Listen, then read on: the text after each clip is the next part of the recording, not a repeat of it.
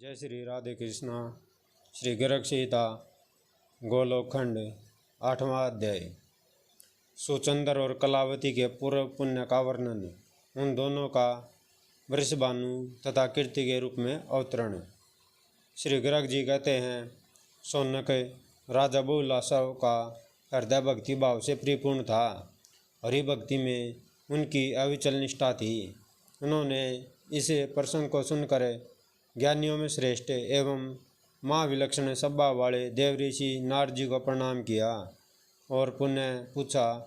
राजा बहुलासव ने कहा, भगवान, आपने अपने आनंद प्रद नित्य वृद्धिशील निर्मल यश से मेरे कुल को पृथ्वी पर अत्यंत विशद यानी उज्ज्वल बना दिया, क्योंकि श्री कृष्ण भक्तों के क्षणभर के संग से साधारण जन भी सत्पुरुषों महात्मा बन जाते हैं।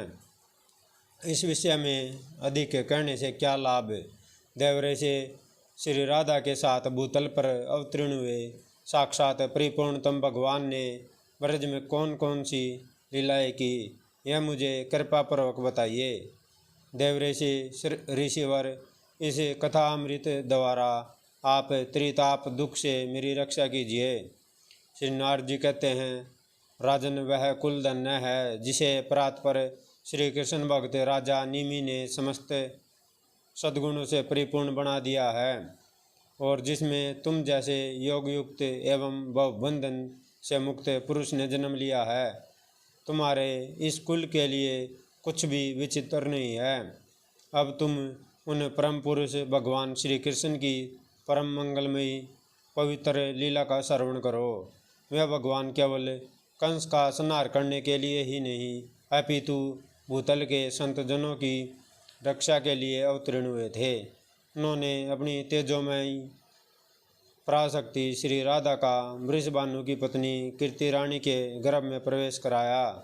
वे श्री राधा कलिंदा कुलवर्ती निकुंज प्रदेश के एक सुंदर मंदिर में अवतीर्ण हुई। उस समय भाद्रपद का महीना था। शुक्ल पक्ष की अष्टमी तिथि एवं सोम का दिन था। मध्याह्न का समय था और आकाश में बादल छाए हुए थे।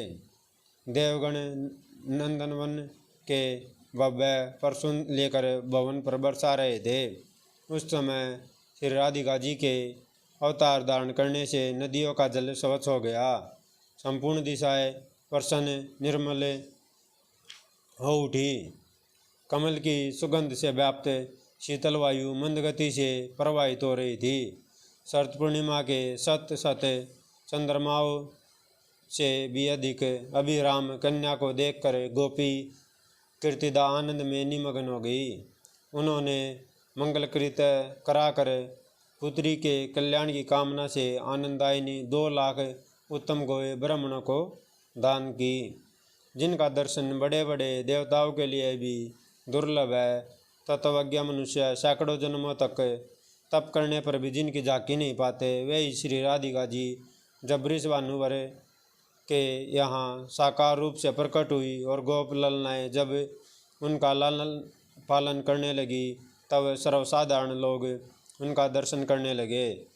सुवर्ण जटित एवं सुंदर रत्नों से खचित चंदन निर्मित तथा रतन किरण मंडित पालने में सखीजनों द्वारा नित्य जुलाई जाती हुई श्री राधा प्रतिदिन शुक्ल पक्ष के चंद्रमा की कला की भांति बढ़ने लगी। श्री राधा क्या हैं? रास की रंग शतली को प्रकाशित करने वाली चंद्रिका, वृषभानु मंदिर की दीपावली, गोलोक चूड़ामणि श्री कृष्ण के कंठ की हारावली। मैं उन्हीं पराशक्ति का ध्यान करता हुआ भूतल पर विचरता रहता हूँ। राजा बहुलासव ने पूछा, मुने, वृषभानु जी का सौभाग्य अद्भुत है, अवर्णनीय है, क्योंकि उनके यहाँ श्री राधिका जी स्वयं पुत्री रूप से अवतीर्ण हुई। कलावती और सुचंदर ने पूर्व जन्म में कौन सा पुण्य कर्म किया था जिसके फलस्वरूप इन्हें यह सौभाग्य प्राप्त हुआ। श्री नारद जी कहते, राजन, राजराजेश्वर महाभाग सुचंदर राजा नरिक के पुत्र थे। परम सुंदर सुचंदर चक्रवर्ती नरेश थे। उन्हें साक्षात भगवान का अंश माना जाता है। पूर्व काल में अरियम्मा प्रभृति पितरों के यहाँ 3 मानसी कन्याएं उत्पन्न हुई थी। वे सभी परम सुंदरी थी। उनके नाम थे कलावती, रतनमाला और मेनका। पितरों ने स्वेच्छा से ही कलावती का हाथ श्री हरि के अंशभूत बुद्धिमान सुचंद्र के हाथ में दे दिया, रतनमाला को विदयराज के हाथ में और मेनका को हिमालय के हाथ में अर्पित कर दिया। साथ ही विधि पूर्वक दहेज की वस्तुएं भी दी। मामते रतनमाला से सीता जी और मेनका के गर्भ से पार्वती जी प्रकट हुई। इन दोनों देवियों की कथाएं पुराणों में प्रसिद्ध हैं। तदंतर कलावती को साथ लेकर महाभाग सुचंद्र गोमती के तट पर नेमिस नामक वन में गए। उन्होंने ब्रह्मा जी की प्रसन्नता के लिए तपस्या आरंभ की। वह तप देवताओं के कालमान से 12 वर्षों तक चलता रहा। तदंतर ब्रह्मा जी वहाँ पधारे और बोले, वर मांगो। राजा के शरीर पर दीमके चढ़ गई थी। ब्रह्मा वाणी सुनकर वे दिव्य रूप धारण करके बाम्बी से बाहर निकले। उन्होंने सर्वप्रथम ब्रह्मा जी को प्रणाम किया और कहा, मुझे दिव्य अपराध पर मोक्ष प्राप्त हो। राजा की बात सुनकर साध्वी रानी कलावती का मन दुखी हो गया।